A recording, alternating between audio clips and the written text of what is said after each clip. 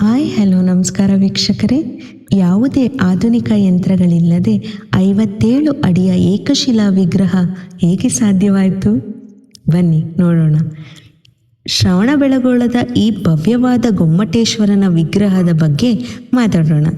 1000 ವರ್ಷಗಳ ಇತಿಹಾಸ, ಮೌನವಾಗಿ ನಿಂತಿರುವ ವಿಂಧ್ಯಗಿರಿ ಬೆಟ್ಟ ಮತ್ತು ಅಲ್ಲಿ ಅಚಲವಾಗಿ ಇರುವ ಒಬ್ಬ ಮಹಾಪುರುಷನ ತೇಜಸ್ಸು, ಅವರೇ ಬಾಹುಬಲಿ. ಇಲ್ಲಿನ ನಿಜವಾದ ರಹಸ್ಯವಿರುವುದು ಇದರ ನಿರ್ಮಾಣದಲ್ಲಿ. ಈ ವಿಗ್ರಹವನ್ನು ಕೆತ್ತಲು ಕಲ್ಲನ್ನು ಬೇರೆ ಕಡೆಯಿಂದ ತರಲಿಲ್ಲ. ಬದಲಿಗೆ ಬೆಟ್ಟದ ಮೇಲಿದ್ದ ಒಂದು ಬೃಹತ್ ಬಂಡೆಯನ್ನು ಮೇಲಿನಿಂದ ಕೆಳಕ್ಕೆ ಕೆತ್ತುತ್ತಾ ಬಂದಿದ್ದಾರೆ. ಬಾಹುಬಲಿಯ ಪಾದದ ಬಳಿ ನೋಡಿದರೆ, ಅಲ್ಲಿನ ಶಾಸನಗಳನ್ನು ಗಮನಿಸಿದರೆ ಇಲ್ಲಿ ಕನ್ನಡ ಮಾತ್ರವಲ್ಲದೆ ಮರಾಠಿ ಭಾಷೆಯ ಉಗಮ ಕಾಲದ ಸಾಲಗಳು ಇವೆ.